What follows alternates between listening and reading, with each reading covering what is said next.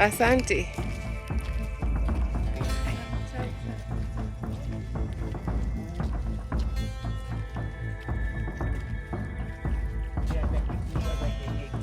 Mhm.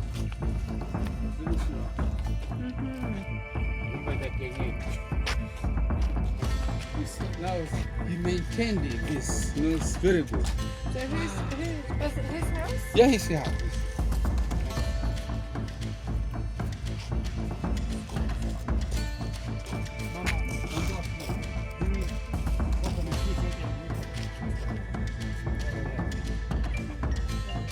Anna! Welcome back to another episode of Ishomeki Davida. My name is Masaka Mdavidatiki. You can already see we are still in the Abyssinian energy. So my outfit for the day is the alphabet of Amharic. So these are the symbols which are contained in the alphabet of Amharic language, which is spoken in the land of Abyssinia. And on the sides, I have images of angels. So this beautiful piece of cloth also came from the land of Abyssinia. So on today's episode, we are going to look at some of the artifacts that Mghosi Mwachaka has preserved on his homestead at Ghazi in Taita Taveta.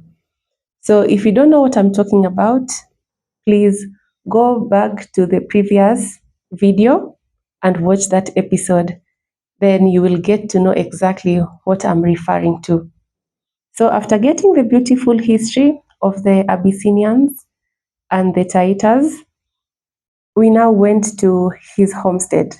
So Mr. Mwachaka invited us to his home where he has preserved the ancient houses of the Davida people, and he has also preserved some of the artifacts. Actually, we can call his homestead an open air museum. So on this episode, we are going to learn some of the artifacts that he has preserved. But before we get to the artifacts, let's have a look at the compound of Mghosi Mwachaka's home. So that is his homestead. As you can see the grass thatched house, and the artifacts are all over on the compound. We shall be going to each of them one by one, naming the artifacts and also stating their usage in the homestead. So now let's look at some of the artifacts that we found on this compound that belongs to Mghosi Mwachaka.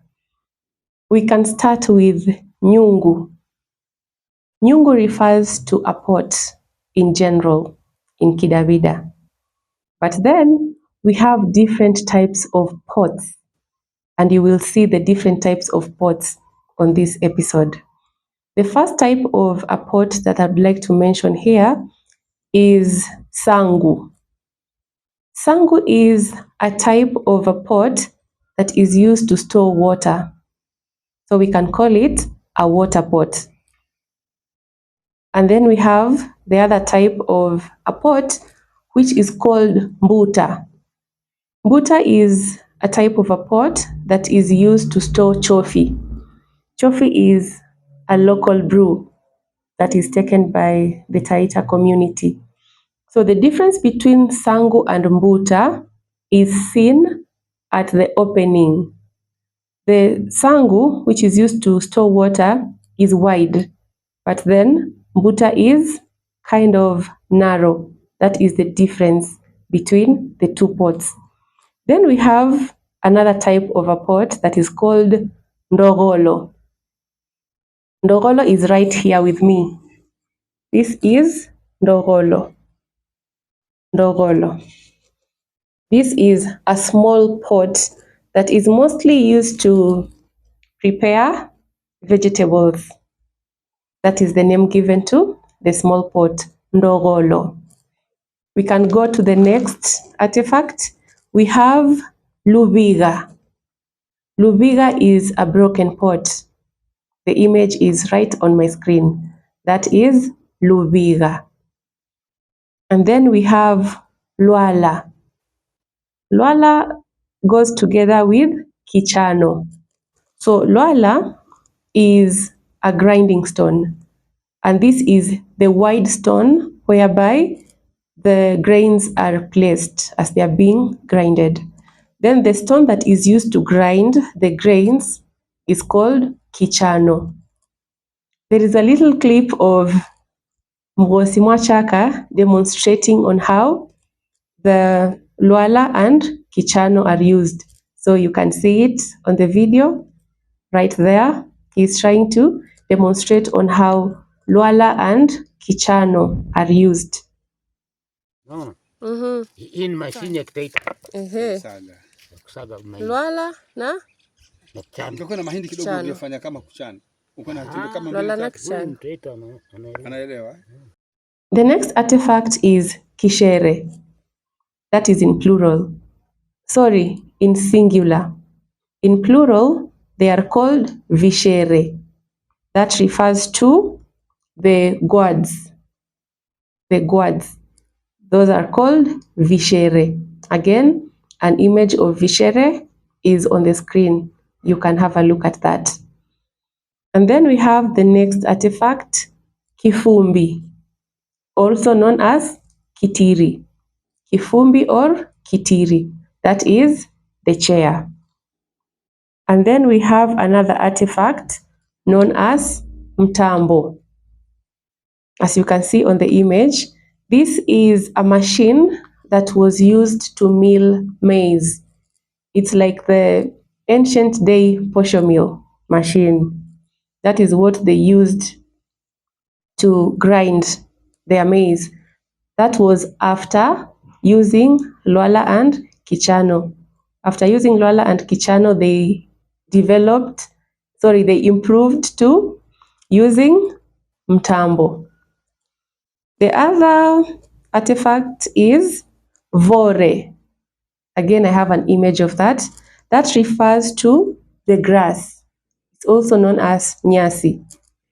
That is the grass that is used to make the roof of the house, as you have seen when we were coming through the entrance of the compound.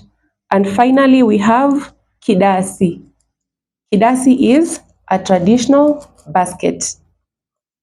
So that is what I had for this episode. And as we were exiting Mr. Mwachaka's homestead, he showed us the gate, which is called Mbenge. That is the traditional gate. You will also see that as we exit.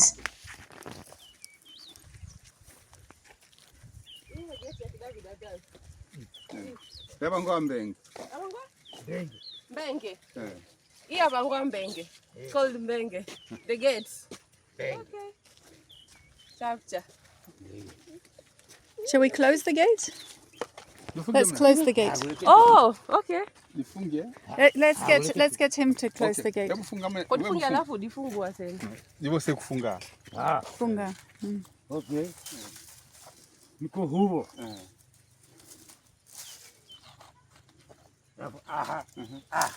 Unataka wadia? Na na kawaida. Huu. Alafu hivyo. Wow. Beautiful. Sasa basi bwana. Chapcha na ndigi. okay.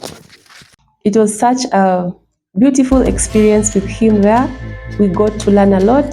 This man has got a lot of value to contribute towards the Taita history and the Taita culture. If you ever find your way to Taita, you can also pay him a visit. He is such a wonderful host, and as I call him, the Taita jewel.